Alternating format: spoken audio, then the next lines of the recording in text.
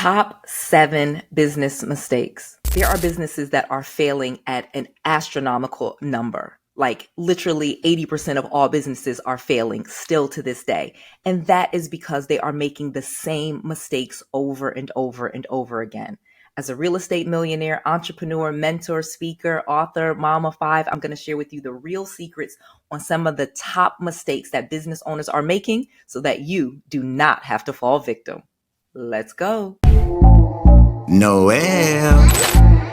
Yeah, she can fix that. You gotta get it done, or you need to do it better. Well, she can fix that. Yeah, she can fix that. Investment to get back, trying to get a big stack. She can fix that. Let's fix that. So let's get right into this. Like I said, I have started so many successful businesses. I run successful businesses, but I have had lots of businesses fail in the process of becoming successful. So I can tell you some of the mistakes that have been made. And as someone with an MBA, another master's degree, actually I have 2 master's degrees, I'm going to tell you some real stats about what is really making businesses successful and some of the things that are absolutely causing their demise. If you need any help with any of this, I'm going to give you some great resources as well. So let's get into this.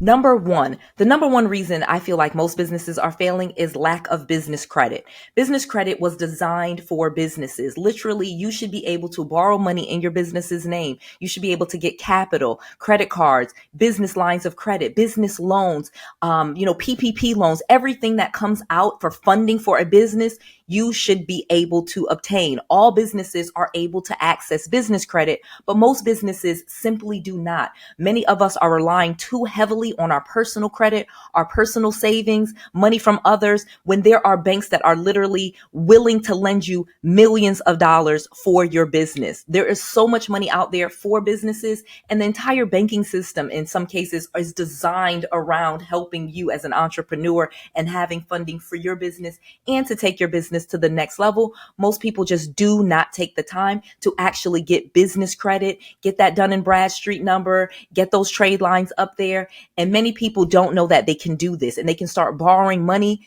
in their business's name and not use their social security number. Literally, if you need any help with this, please reach out to my friends at Justin Merch Consulting. They will give you a free consultation, help you pull your business credit reports, get some trade lines up there. And I literally had a student that was able to get over $75,000 in business funding from Justin Merch Consulting. Again, use the link below. They can help you not just build business credit, but also get business funding.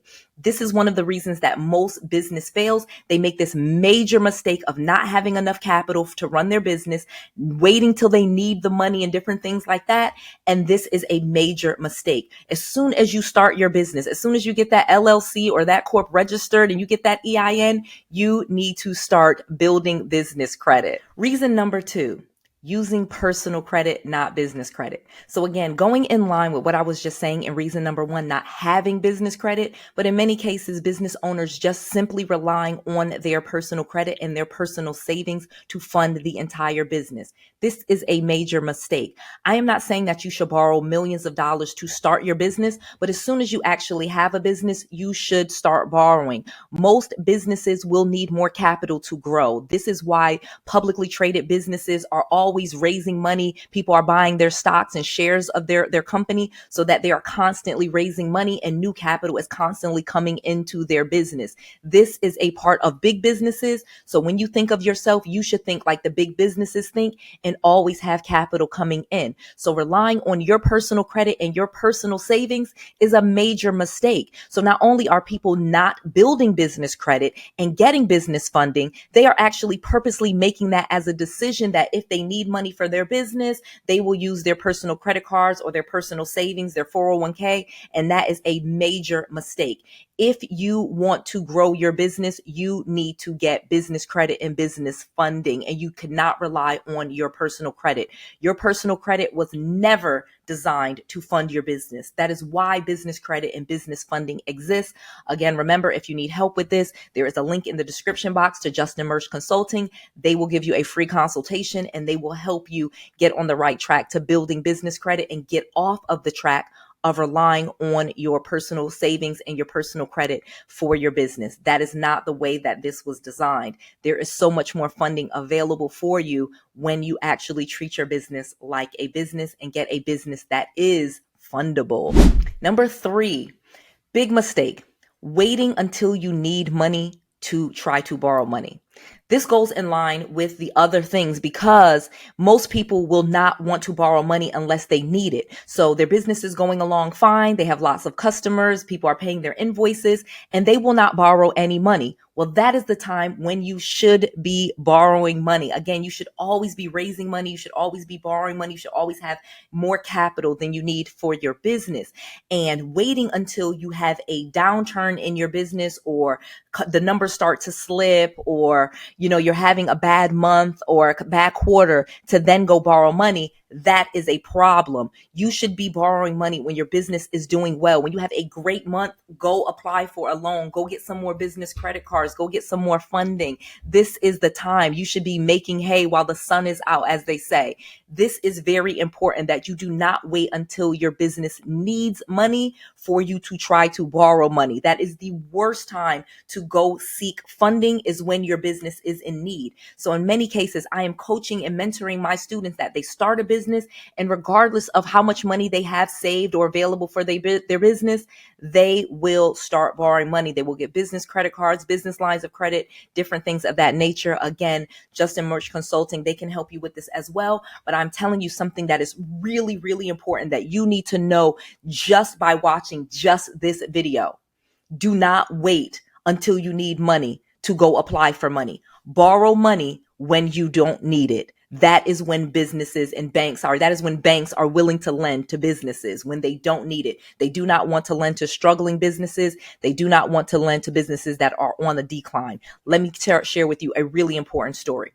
I literally have seen an application where a business was making 2.4 million one year, and then the next year they made 1.2. That business actually got declined over a business that had made $87,000 one year and then $187,000 the next year. That business had almost doubled their income, so they got approved because, again, that business is growing versus the business that, again, still is making 1.2 million to this business's 187. So one business is making 1.2 million and one is making 187, and the 187 is getting approved over the 1.2 million. Well, why? Because the previous year was 2.4, so they lost 50% of their gross revenue, whereas the other business is grown their business by 200%, or, more than 100%, because it was from 87 to 187. So they are growing. And those are the types of businesses that banks want to lend to, not businesses that are losing money or on the decline. So think about that. Be very careful about that. Know that and apply when your business is first started or when you can show that it is growing. That is the best time to borrow money for your business. Number 4, and now we're off of the money. This is about taking things personally. One of the biggest mistakes that I see that entrepreneurs make in their business, and why some people will just quit or their business fails, is because they take everything so personally. In business, this is just business. Customers are going to complain. People are going to return things. Your company may ship the wrong thing. You may get a bad review. There is going to be some negativity in your business. That is par for the course. And you cannot take those things personally. Imagine if Walmart just focused on all of the people returning things instead of all of those checkout lines of people buying things. Imagine if that's what they just focused on all the time. Like, oh, why are they returning stuff? Why are they returning stuff? No, they focus on getting more people checking out and not focus so much on the returns. Like, yes, the returns are fine. Sometimes the return is around the corner because they really don't care. That's not great customer service, but they will make sure that they have more cashiers so that you can buy things. Again, focus on the positives. Don't take everything so personally. I'm going to tell you that this is probably the number one reason that businesses fail. Although I gave you those financial reasons, I would say more than anything, most entrepreneurs, especially small business owners, they are not emotionally intelligent. Many entrepreneurs became entrepreneurs because they had maybe had a bad boss or a bad experience working for someone else, and they vowed that they did not want to work for someone else. They didn't want to listen to someone else's authority. They wanted to be the master of their own destiny. Great job. Hooray. That is why most of us became an entrepreneur. And I can say this as an entrepreneur that literally quit a 7-figure job to be an entrepreneur.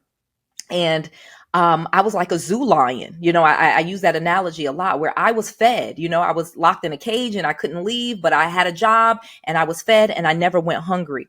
When you are an entrepreneur, you are now an animal in the wild. You have to hunt, okay? You have to be a beast and go hunt for your meals. You cannot just sit around and wait for food or money to come to you. So that is the analogy that I use. Therefore, when you fail at a hunt, you have to keep going.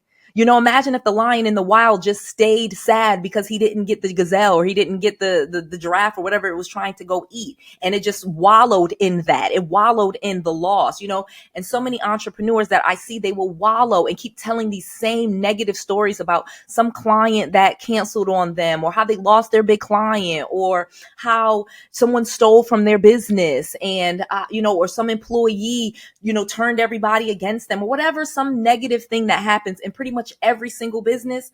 Those entrepreneurs choose to stay in that mindset instead of focusing on the positive and keep going. Do not take things personal. When someone returns something, when someone asks for their money back, when someone cancels, just so what? You have other customers. Every single day I have someone that says something negative in a business that I own, but I have way more positive because I focus on the positive instead of focusing on the negative.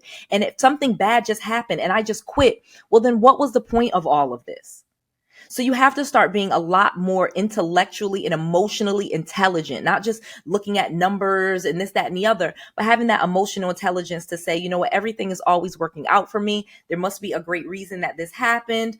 I am okay. I'm going to push forward. This is going to just make me stronger. These are the mantras that a true entrepreneur has to say to themselves in order to be successful. So you cannot take things personally. You cannot take someone doing something against you personally. You cannot take a customer saying something about your business personally. You have to stay positive and keep it moving.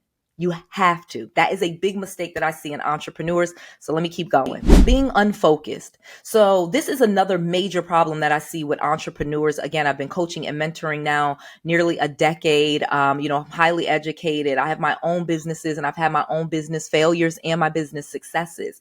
And how I became successful was truly by staying focused on the thing that I do. As other opportunities come to me, I say no. I say no a lot. Okay. And I got that kind of from Warren Buffett, that the richer you get, the more successful you become, the more you will say no, because people are going to offer you things that are not aligned with what you're doing. It's not aligned with your mission. It's not aligned with your purpose. And yes, it can make a lot of money in many cases, but you cannot just chase every opportunity. There are things you are going to have to say no to. You are going to have to pick a horse. And in fact, I wrote an entire book about the focus and the power for you to choose and focus on what you want to choose. And you can pick up that book for free at noelrandall.com/PAH for pick a horse. Okay. You want to get that book. It's a bestseller, and it will really help you as an entrepreneur to stay focused on your focus. Being unfocused is a major contributor to most people's demise. You cannot be successful if you just keep jumping from thing to thing. And in many cases, this is also why entrepreneurs don't find the support from their family and their friends that they're looking for. And although I don't think that you need anyone's support to be successful, you do have to kind of look at yourself. And in many cases, it is you as to why they're not supporting. You're always doing something new. I have these entrepreneurs that, 1 minute they're doing this and the next minute is this, and now they're doing this, and now it's insurance, and now it's real estate, and now it's hair, and now it's landscaping, and now it's trucking, and they're always doing something new. And you will not find success in any business if you keep changing lanes, if you keep switching gears, if you keep starting over. So you have to have this obsession, this unrelenting focus. Again, if you need help with that, a free book, noelrandall.com/PAH. This is so important that you pick a horse and that you stay laser focused and stay on that horse. Okay. Don't just keep jumping from horse to horse. That's kind of the analogy of why the book is called Pick a Horse, because you cannot ride multiple horses at the same time.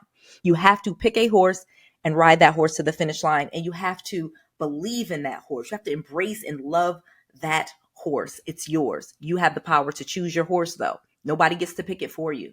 So you get to decide what it is that you love. And I've met millionaires that have made money, millions of dollars doing all kind of things, from selling rocks, selling hair, selling glasses, consulting people on being divorced. Again, it's just every single thing that you can imagine, you can make $1 million with, but it is going to require you to focus and that be your thing, not from you jumping from thing to thing. Not filing your taxes. Now we're back to some real tangible stuff that you need to do as a business owner, and not filing your taxes is going to be a major reason why businesses fail and a major mistake. We saw this during the pandemic, where there were businesses, real businesses, that could not access the funds that they needed because they did not file their taxes. And most of the relief and most of the reasons why you want to have a business is because of the American government, because of the American system. I know this is not the best country in the world, but it is the best country to me, especially for business, because we have so much access to funding, because we have a strong centralized government.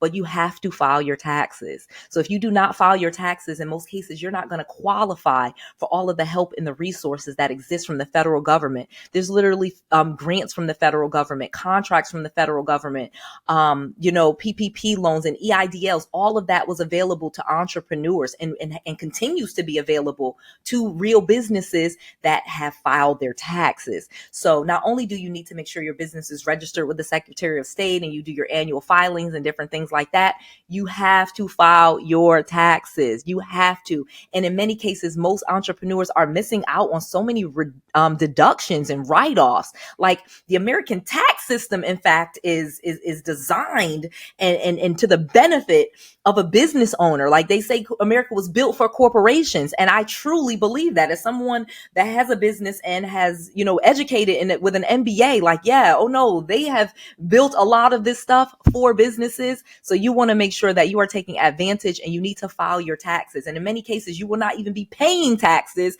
You will just be filing the return. Okay. But it will open and unlock more funding for you. Okay. So you have to file your taxes. This is not something that you should be playing around with. This is not something that you can't do. This is not something that's difficult, but in fact, it is hurting many businesses because they do not file their taxes.